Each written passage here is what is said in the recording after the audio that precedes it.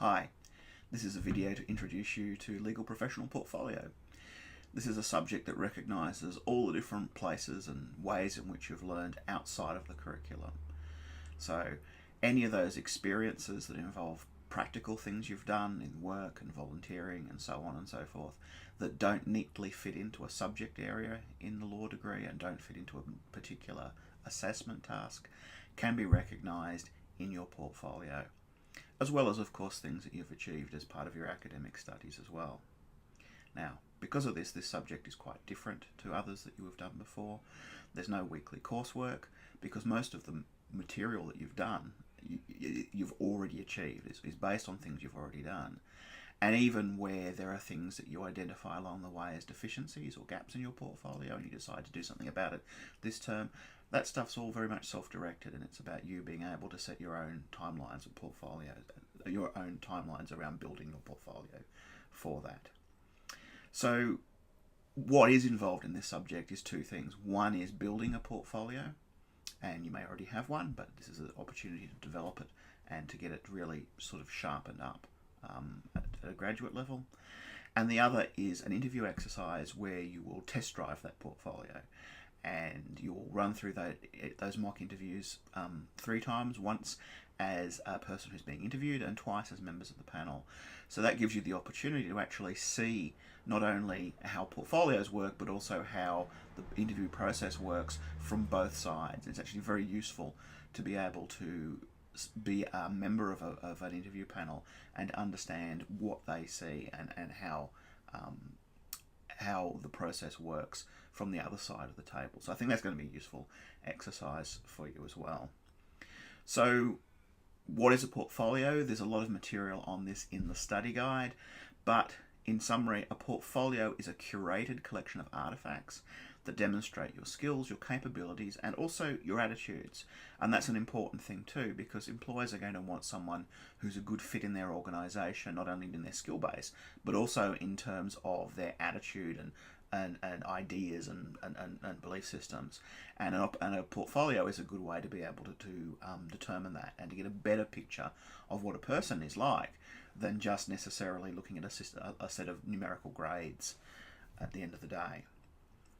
And these artifacts can be in various formats, and they're linked into your portfolio. So they can be documents, they can be videos, they can be spreadsheets, they can be audio files, they can be reports, they can be interactive presentations. Basically anything you can upload online and link in.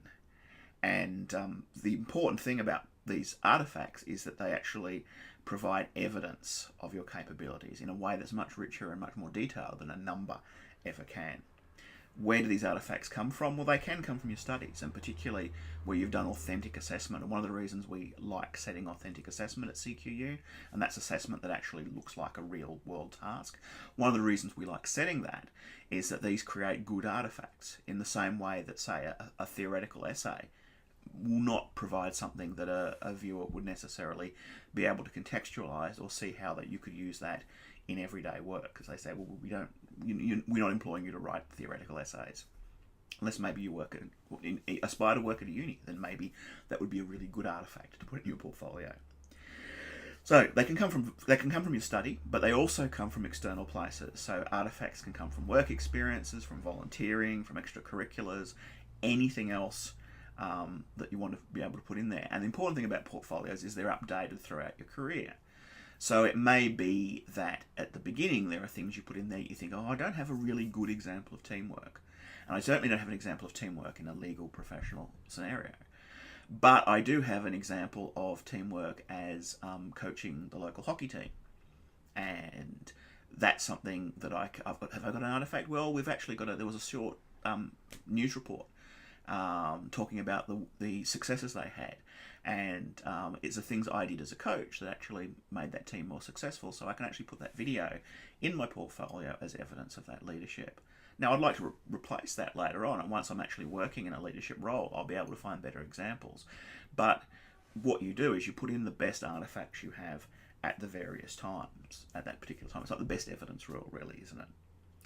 Okay, so you've got you've got a collection of artifacts, and one of the things about portfolios is you have a basic portfolio, but you may modify that for different particular jobs. If it's a job you really, really want, you may take some artifacts out and put others in. So it's worth having a larger collection than necessarily just the things that are in your portfolio that you present. And you then present these in a way that allows the viewer to weigh their value and evaluate them as evidence of what your claims are. When you're saying, I'm the right person for this job because I can do this, they can actually look at it and see it for themselves. Now, we talked about curation before, and a lot of the language around portfolios comes from museums. And that's one way to think about this, is it's sort of a museum of you. It's a museum of, your life and your experiences and what you can do. And when you curate, you actually provide text that guides the person through the portfolio and says, I haven't just put a random video about a hockey team in here just because I like hockey. The reason I've put this in here is this is a team that I've coached, and 2 years ago, before I started, they were losing all the time. I instigated these particular techniques, and this is the things I did as a leader to enhance their performance, and now they're performing really, really well. So your curation text provides that direction for the reader and helps them understand and make sense of what these things, these artifacts mean.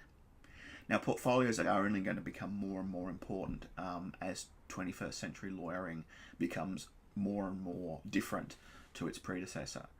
Law jobs are now increasingly volatile. They're changing, they're hybridized, they're incorporating different skills. And the jobs of the future are not going to be the kinds of jobs that we can imagine when we set the curriculum of a law degree now.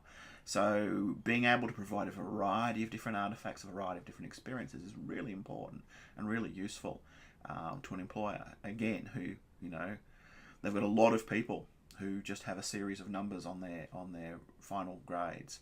And if they're going to choose those, they're going to, I guess they'll just choose the people with all the high distinctions. But employers are increasingly saying we want to have a more rounded view of people. And at the moment, not many law schools, I think we're about the only law school that uses portfolios. So it gives you an edge in the market, at least until everyone else wakes up and realizes how important they are. All right, so that's a really very, very quick rundown of what portfolios are. And as I said, the study guide has a lot more detail in this, so please have a read of that. The 3 things we have to immediately organise at the start of term. The first is we need to organise a group meeting where we can get together and talk about this and hammer out any issues and ask questions and so on. Now, there'll be a link in Moodle to a cloud-based service called Doodle for no apparent reason. And what Doodle is a scheduling tool that allows you to actually nominate what times you're available and then be able to see very quickly where everyone's available. So it's a really useful tool, and there'll be a link there. Probably in the second week, we'll arrange a time to meet up and to answer any questions. So that's the first thing. The second is you need to provide me with a draft of your portfolio and arrange a time for a consultation where I can give you feedback on that. Now, this is not a compulsory step, it's not an accessible step, but I don't see why you wouldn't do it, given that it's an opportunity to actually get some personalised feedback. Now, I think it'd be best to do that on or around week 4, and there'll be more details forthcoming as to how you organise that. But I think one of the things that's important to note is that your portfolio at that point will be very much in a draft form, and that's fine. Don't be embarrassed by the fact that it's not finished or incomplete or there's things missing, because that's the point of feedback. It's not to have a final judgment on a final product. It's to actually give you the ideas you need to develop that. And one of the things I think is always a useful thing to encourage people to do in any draft format is to ask questions. And I always like using square brackets around the questions, because that really shows the person viewing it that this isn't part of the draft. This is actually a question, and you can put square brackets in and say, is this a good artifact? How should I curate this? Should I be looking for something different? Whatever. So stage 2 is arrange time to talk to me. We'll have a chat via Zoom. Make sure you get me your portfolio draft well in advance of that meeting, so I have time to actually look at it and actually think up some feedback for it. But we should be doing that fairly early in the term to enable you to have that time to develop it and to work on it. Now, the third thing we need to organise is the interview task. And that's a 30% piece of assessment.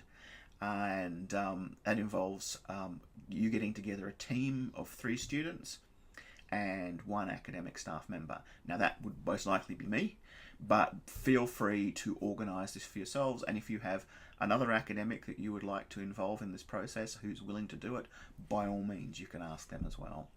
So all the details are in the study guide as to how that system is organised, and there is also links in Moodle to the material for the Career Navigator digital badge, which has the same features. It's the same task, it's the same activity, and it has a whole list of different resources and links, things like what happens when people ask you tricky questions in job interviews and that sort of stuff.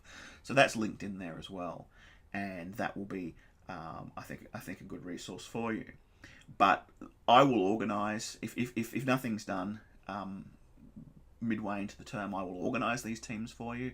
But I think a lot of students who are the higher achievers, and a lot of the higher achievers are people doing this subject, and I don't necessarily mean getting the top grades, I mean the people who are the go-getters, are people who want to organise these things for themselves, who probably would be a little would rankle a little if I just arbitrarily divided you into groups.